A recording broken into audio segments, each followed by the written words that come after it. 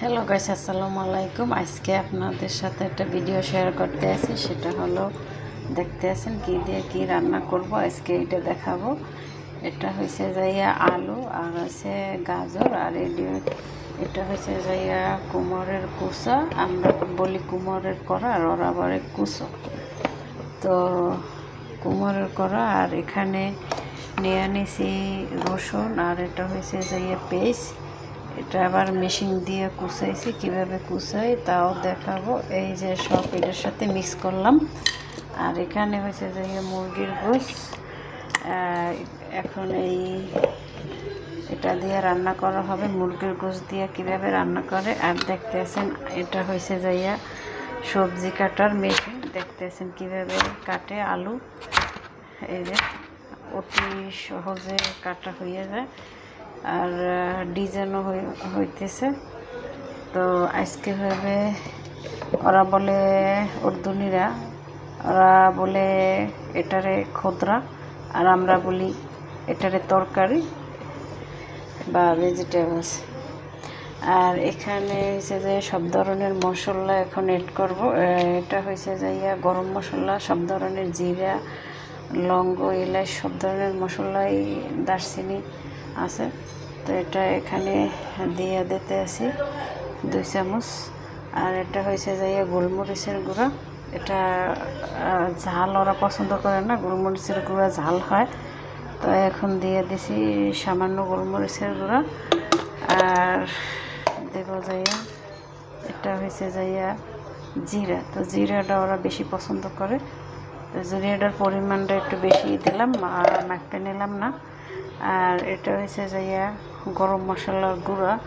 এটা দেখতে আছেন গরম মশলার গুঁড়া দিয়ে দিলাম সামান্য। এখন এখানেও এগুলো অ্যাড করব সামান্য। তো আর এটা হয়েছে আদা রসুন বাটা। আর ওরা কোনো ধরনের মশলাই আগে খেত না, আর এখন আর কি আমি খাওয়া শিখেছি। এখন ওরা রান্না করতেই আসে না, রান্নার ধারে আসে না। দেখতে পারতে আছেন সব সময় আমি রান্না করি, আর রান্না করি তার কারণেই আমার ভিডিওটা করা, আপনাদের সাথে শেয়ার করা। তো এখানেও সব ধরনের মশলা দেওয়া হলো, আর মুরগি দিয়া কিভাবে অ্যাড হয়। আর এখানে দিয়ে দেব জয়তুন তেল, যে দেখতে পারতে আছেন জয়তুন তেল। এখানে মিক্স করব অল্প কিছু, আর এখানে মিক্স করব অল্প কিছু। এখন এই দুটোটাই মিক্স করে ফোড়ন করব। দেখতে থাকেন ভিডিও।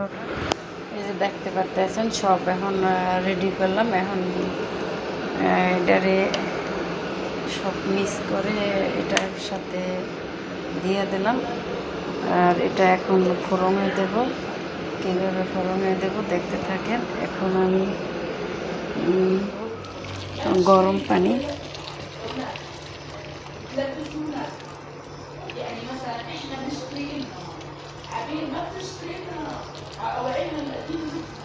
এই যে দেখছেন গরম পানি দিয়ে দিলাম।